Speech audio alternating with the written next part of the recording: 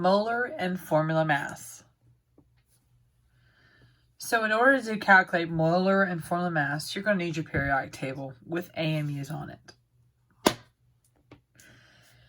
So what I had the students do is I had you look at different cards and I asked you, how did I get, for example, for H2, 2.02, or O2 to be 32.0, or Cl2 to be 70.9, or I2 equals 253.8. So to get those numbers, we go back to our periodic table. Here's hydrogen. It's 1.0079. So the way that I got this number of 2.02 is I took 1.01 times 2, and that equals 2.02. If we go back to look, oxygen value is 15.99.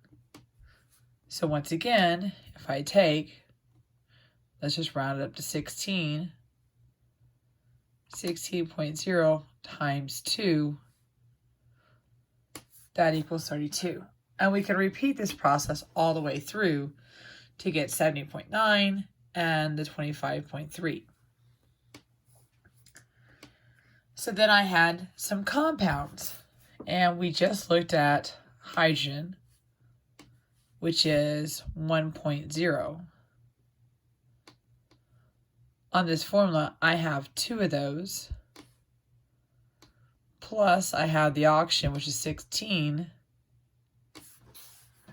And when I add those two numbers together, I get 18.0. Same thing here.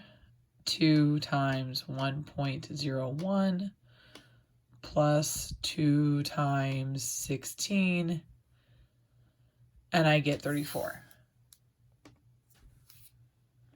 So then I had students look at another card that says formula mass, because the previous card said molar mass. Guess what? It's the exact same process. I'm going to go back over here. Here's sodium, 22.990. So 23 plus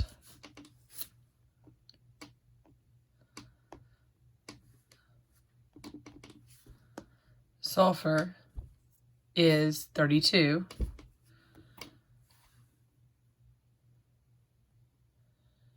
And we already know that oxygen is 16. We have 4 of those. And if we sum those up, we get 142. So the only difference between the molar mass and the formula mass is a title. The process is the same. These on this list, if you look at them, they all start with a metal and end with a nonmetal.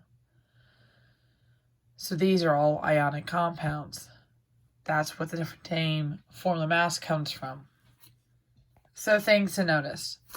We use atomic mass, which is the protons and neutrons, to calculate this.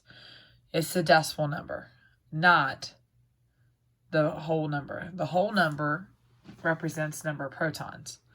So we want to know what the mass of it is. So we take our protons and neutrons count. It is the sum of the parts. Last thing, what's the difference between formula and molecular mass?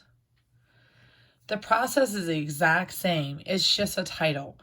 Formula mass refers to ionic compounds, which have cations and anions or metals and nonmetals.